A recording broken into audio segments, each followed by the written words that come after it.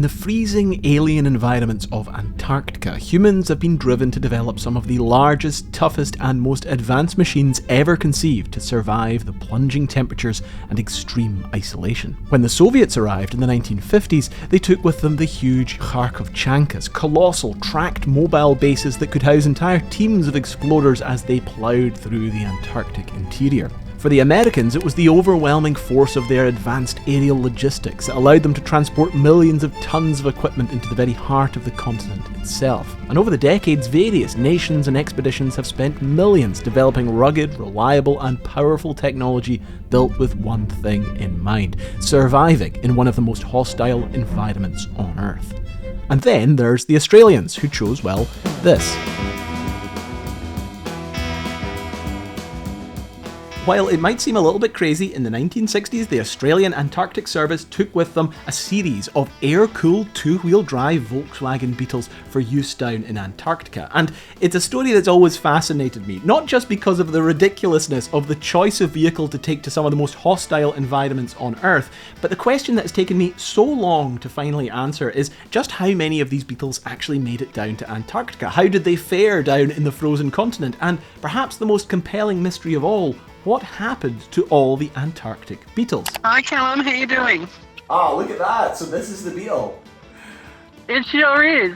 It's a truly fascinating story that led me down so many different rabbit holes, and I couldn't have done it without help from today's sponsor, which is Storyblocks. See, I've used Storyblocks for ages now, and whenever people ask me how I achieve a certain look or an edit or a style in one of my videos or documentaries, I usually have the same answer for them. It's thanks to Storyblocks.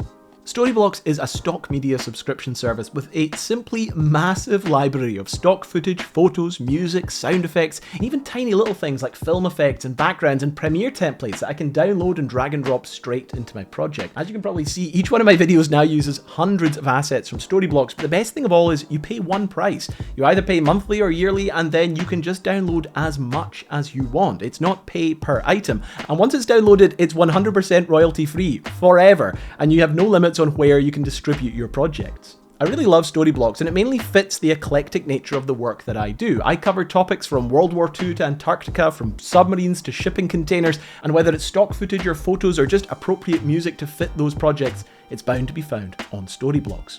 So to get started with unlimited stock media downloads all in one place, go to storyblocks.com/Callum or check the link in the description below. But thank you very much, Storyblocks, for the support, and let's get back to the Antarctic Beetles.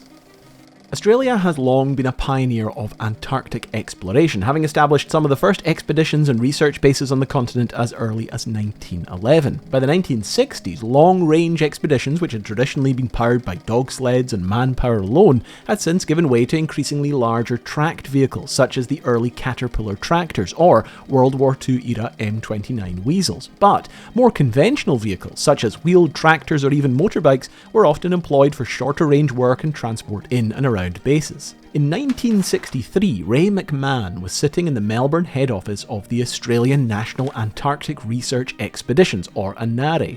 Ray was due to become the new station leader at Mawson Station, one of ANARE's largest and oldest stations, located in MacRobertson Land on the Antarctic coast. Poring over the lists of vehicles and equipment already at Mawson, Ray saw the potential of a small, simple transport vehicle, larger than a motorbike, but smaller and more nimble than the current tractors and trucks that were being used. Something simple, light and readily available. Something like a Beetle.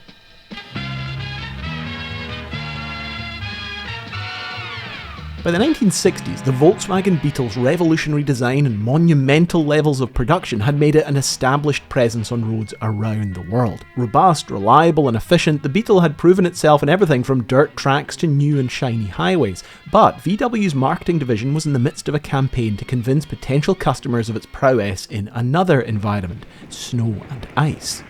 Have you ever wondered how the man who drives a snowplow drives to the snowplow? This one drives a Volkswagen, so you can stop wondering. With its rear-mounted engine, lightweight construction and thin profile tyres that cut through the snow, Beetles excelled in snowy conditions where other vehicles, especially heavy front-engine cars of the time, floundered. As such, by 1962, Volkswagen was advising their dealers worldwide to look for ways to prove the small car's standout ability in sub-zero temperatures. Reading this memo in the head office of Volkswagen Australia was a young marketing officer named Graham Massingham. Graham realised he needed to find a grand gesture, a promotion that could further establish the Beetle as being able to perform in all forms of winter weather, even in the toughest snowy conditions. And no sooner did the phone ring. And I said, "The name's McMahon.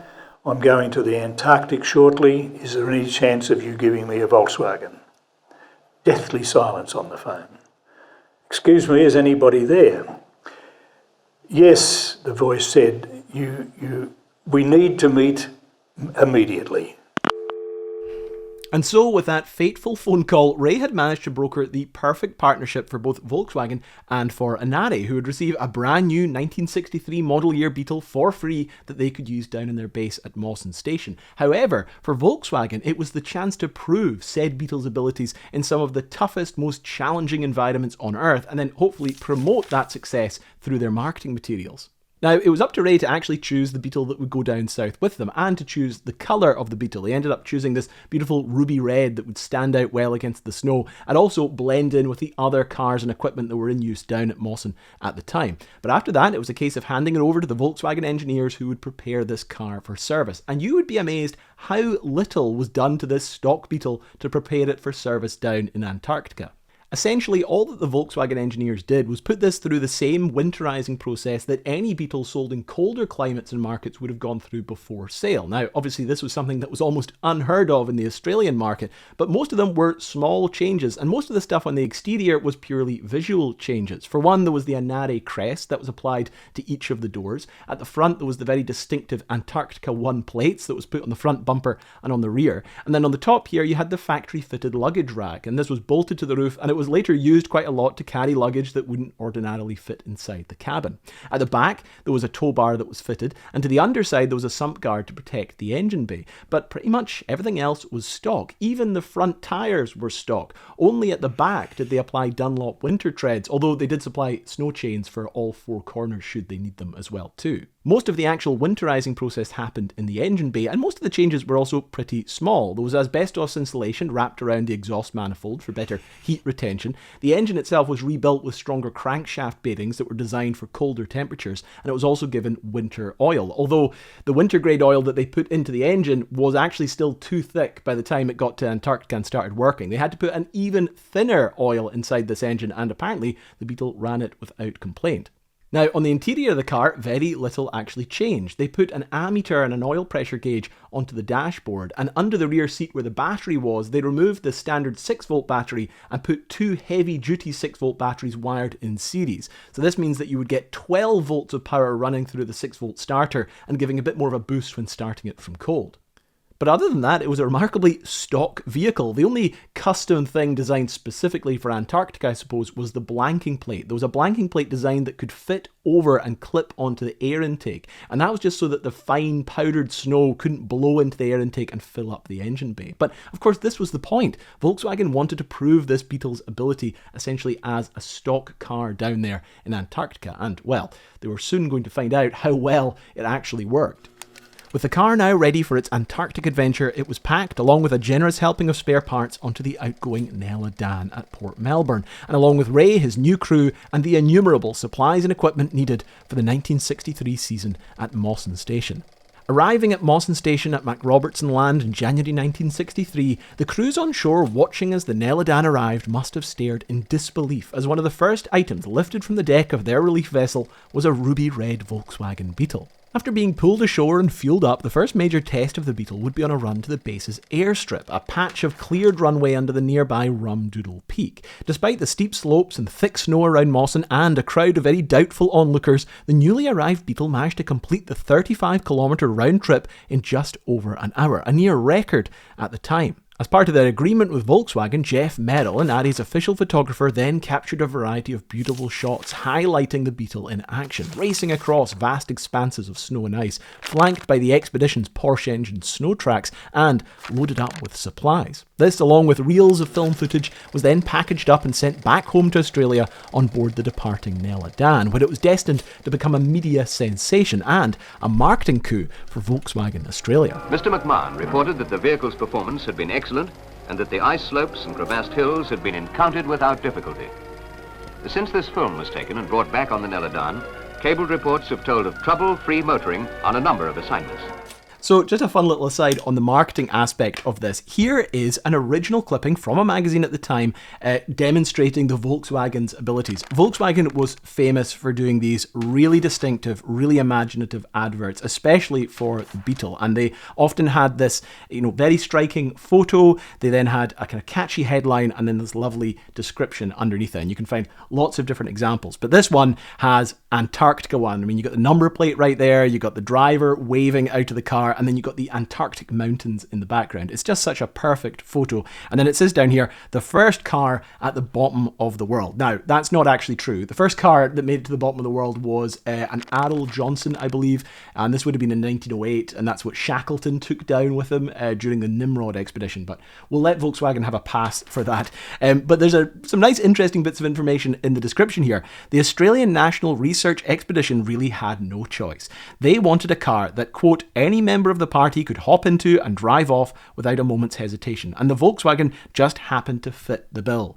Things got so fierce that one man said, "Now we'll know what it's like when hell freezes over. So, if it ever does, you'll know what car to buy." What amazing write-up. I mean, it tells you everything you need to know. And something else that's quite interesting here, it says, another reason that the Volkswagen went where even the dog wouldn't go is its sealed bottom. This is something that the Beetle was often advertised in. There's a very famous advert where they drive a Volkswagen Beetle into a loch and it basically floats there because the entire body was essentially airtight and it could float in water for a certain amount of time.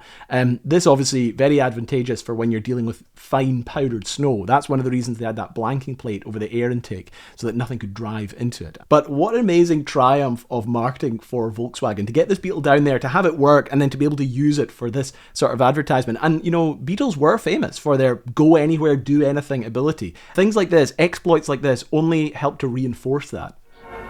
The men at Mawson are delighted with the new addition, and Volkswagen is proud to be associated with the vital work being carried out by the Australian National Antarctic Research Expeditions, and confident too that the inimitable Beetle will prove as indefatigable in Antarctica as 6 millions of its brothers have proved on the other great continents of the world. The Beetle's abilities in the snow and ice had quickly exceeded expectations. Scientists on the base loved the simplicity and ease of use, lovingly dubbing the car the Red Terror and frequently using it on short expeditions onto the sea ice around the base.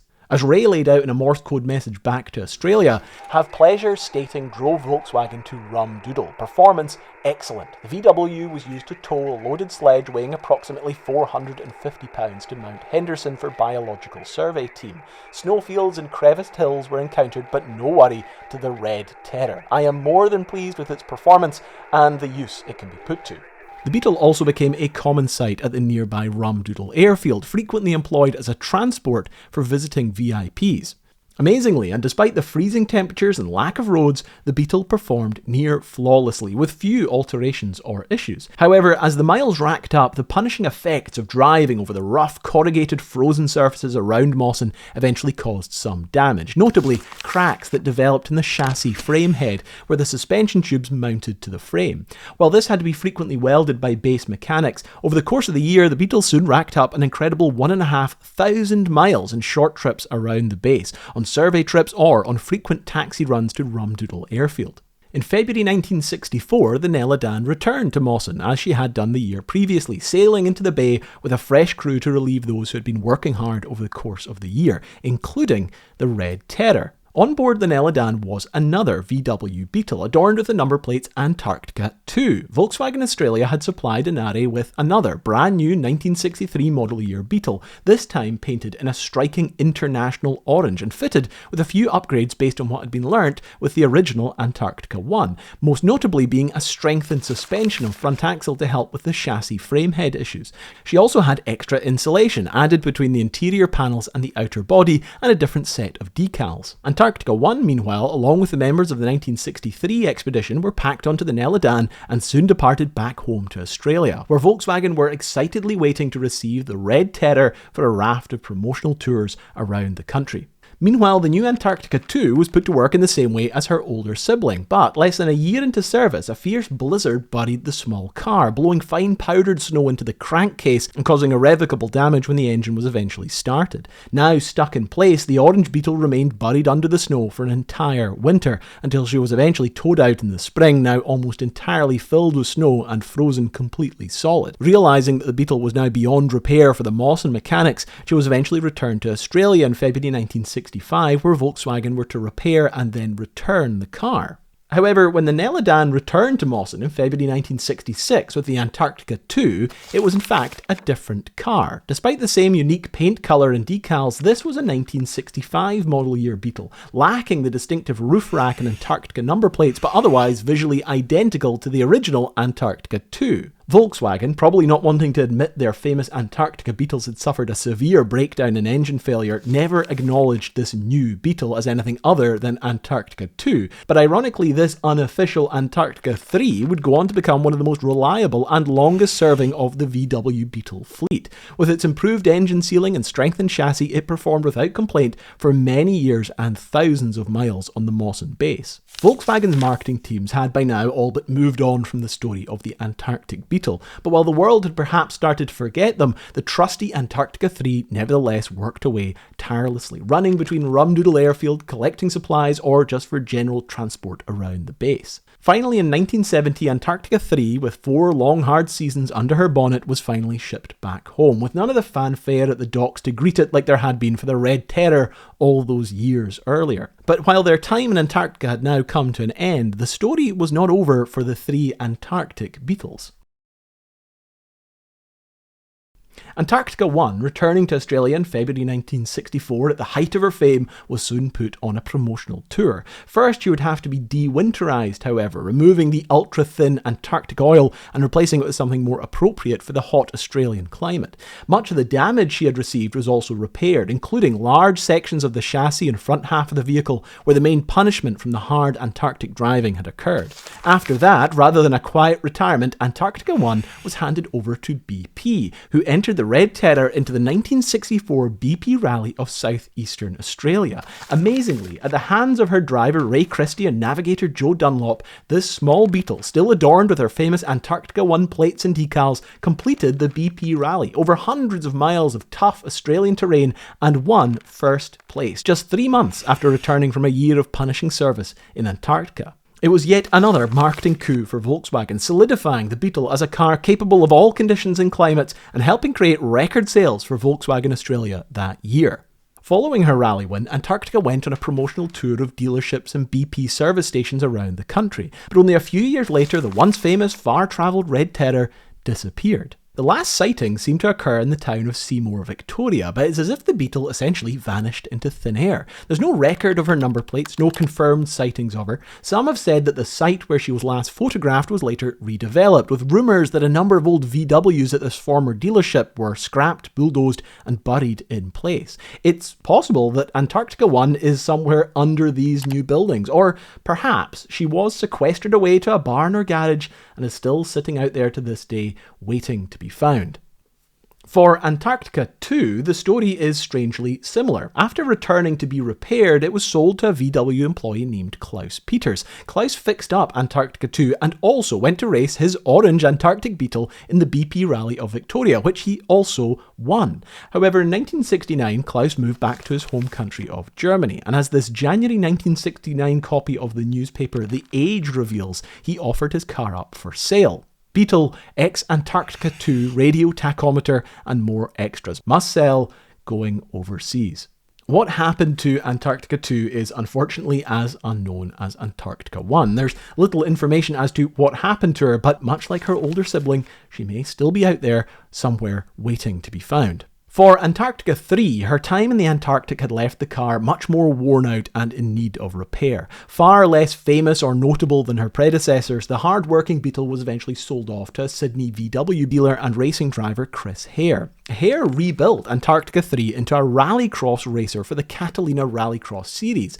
In this illustration from Racing Car News in May 1973, the unique and distinctive international orange used only on Antarctica 2 and 3 can be clearly seen in the background. happened. In 1974, however, she was sold to another rallycross driver, Ed Mulligan, but that same year the series came to an end, and the trusty Antarctica 3, now in a poor state of disrepair, was probably confined to the scrap heap.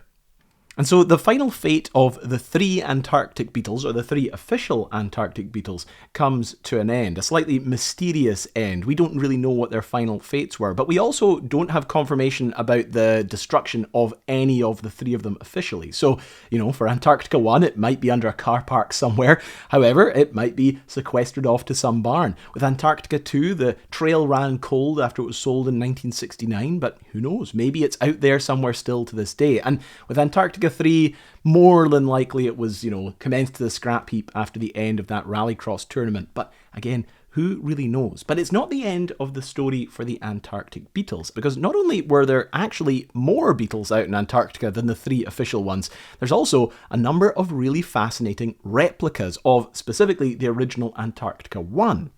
So the story goes that in the early 2000s, a number of enthusiasts who were really keen to figure out what finally happened to Antarctica 1 in that town of Seymour, Victoria, went to the town, interviewed people, tried to track it down. They were unfortunately unable to locate what finally happened to the car. But in their search, they were able to track down the same model year Beetle that had rolled off the production line maybe 2 or 3 cars before Antarctica 1. And what they did was take that Beetle and try to create the most faithful reconstruction that they could. Now, it went on display in various places, and eventually it ended up in Germany, where to this day it still remains in a small private museum. Now, I was actually in contact with the owner of the museum, however, I didn't have time to actually set anything up.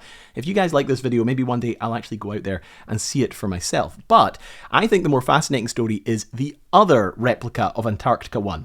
The daughter of Ray Christie, Sue, who followed her father's exploits when she was a child, who actually sat in Antarctica 1 when Ray Christie raced it in that BP rally, ended up becoming fascinated in the story and her father's exploits. And in around 2017, she found a Beetle of a very similar colour and model year, and she thought this would be the perfect opportunity to recreate the BP rally Antarctica 1. The Antarctica 1 as it would have looked essentially before it disappeared. Now, I probably look very tired right now, and that's because I was lucky enough this morning to actually be able to call Sue. I managed to track her down, and I managed to get her to agree to have a video call where I called her up, and I was finally able to see the Antarctica 1 replica that she has faithfully recreated. Hi, Callum. How you doing? Hello, is that Sue? It sure is. I just happened to come across a red Beetle at a VW show. And, I said to my daughter, I says, oh, look, that's like what your grandfather used to drive. And because when I saw it was for sale, I got butterflies and I thought, oh, I really want this car. And, so I rang the fella and next thing I had the car, and then I had to explain to my husband why I bought a Volkswagen. Now, I found this just amazing, and I think, to me, this is my favourite part of the story, because the real spirit of the Antarctica 1 project and this plucky little Beetle, I think, has been really faithfully recreated by Sue. And more than anything, it's a really touching tribute to her father, who was a fascinating man. Ray was employed by Volkswagen and was rallying and racing various cars for Volkswagen, basically to prove their abilities. One of these cars was the Antarctica 1, but then he raced various cars across the country over the years. He sounds like a fascinating man, and he was actually still alive at the time that Sue purchased her version of Antarctica 1 to start the conversion process to turn it into this incredible replica. It would have been about 2017. At the time, my father was still alive, and he thought I was absolutely nuts. My dad was still alive. He passed away in 2018, so I just finished it before he passed away. To me, the highlight of this entire project was being able to finally reach out to somebody who has that direct connection to Antarctica 1, and being able to see in person through some bleary eyes this morning, because I was pretty tired, the, in my opinion, most authentic recreation of the spirit of Antarctica 1 down there in Australia, the real home of this Beetle, where it should be living out its life. But there's another tantalising twist to this story, and that is the fact that there was not just the 3 Antarctic Beetles down in Antarctica. I think, based on all the research that I've done, there was at least 5 Volkswagen Beetles that made it down to Antarctica over the years. And again, at least, there might be more that I still haven't found to this day. Now, my favourite of the lot, you might have actually spotted in this video already. Keen-eyed viewers might have noticed in the background of some of the footage another very scruffy looking beetle down there in Antarctica. And you might have noticed it on my desk as well too. It's Antarctica 4 1/4. Now, this might sound a little bit unbelievable to us today, but it wasn't uncommon up until the 1980s for staff at these bases to take down with them, if there was space, their own private vehicles to Antarctica. Now, most of the time, this was just, motorbikes and stuff, but in 1967, or for the 1967 expedition, geologist Mark Forecast took with him an older 1957 Volkswagen Beetle, a very beat-up example that he basically rescued from a scrapyard, and it had a mismatched door. I believe the roof had been replaced at one point, and he basically used it down there as a beat-up runaround that he could use around the base and for running out onto glaciers and the like, similar to how the other Beetles were used. But Antarctica 4 1/4 also has the most dramatic and definitive end, and it's also probably the only Volkswagen Beetle that still remains out there to this day. See, in September 1967, Mark and his colleague Ian were travelling out onto one of the glaciers to test the depth of the ice and do other scientific measurements, when all of a sudden the Beetle cracked through the ice. Now, Ian and Mark made a mad scramble to try and escape the vehicle as it was trying to rapidly sink through the ice and down into the water. They were able to escape just in time and managed to watch as Antarctica 4 1/4 dropped underneath the surface and disappeared into the sea. So yeah, that was the dramatic end for Antarctica 4 1/4. And Mark, though, to this day still jokes that he still owns the Beetle. Of course, it's just trapped under something like 70 metres of water. So while that may end the story of the 4 1/4 Volkswagen Beetles that made it out to the Australians, there was a 5th Volkswagen Beetle that made it out to the New Zealanders. It looks like for the 1966 to 1967 season, presumably Volkswagen New Zealand sent out as part of a promotional campaign, maybe seeing the success of what happened with the Antarctica 1 program in Australia, a Volkswagen Beetle to Scott Base, the New Zealand base in Antarctica. Now, this New Zealand Beetle was also red, it also had a roof rack, and it had some slightly more knobbly off-road tyres at the back too, but it didn't seem to do much. There's a lot of photos of it sitting outside Scott Base, but I don't see any photos of it actually being put to use. However, I never really had much time to research that. It was actually something I found at the very end of this process as I was looking for some final photos of it out there. And so that is, I think, the story of all of the Antarctic Beetles that made it down to Antarctica, although I would not be surprised if it turned out there was even more that went down there. And I would say, though, they are the most successful small car that made it down to Antarctica because, quite famously, there was a Mini that was taken down there that was converted to have tank tracks on it. I actually made a video about that. I'll leave a link in the description. And for the New Zealanders, the Kiwis decided to take out not just a Volkswagen Beetle, they also took out a Fiat 500. Now, there are very few photos of this, and I don't think any videos of it in action, but this amazing book called Bambina, which tells the story of the Fiat 500 in New Zealand, has this remarkable photo of their Fiat 500 in place down there at Scott Base. And it looks like this was around 1964, 1965. So I don't think there was a crossover with the New Zealand Antarctic Beetle, but it's quite amazing to think all these small people's cars that were becoming so famous in the 1950s, 60s, 70s, all in their own way started to end up down in Antarctica. Anyway, a big topic that has taken me a long time to research and draw things together. I was up today at about 2 a.m. calling Sue down there in Australia to get that little footage and interview with her, which I think really just made my day. I think it really made the project because I really wanted to try and bring something a bit more personal into this.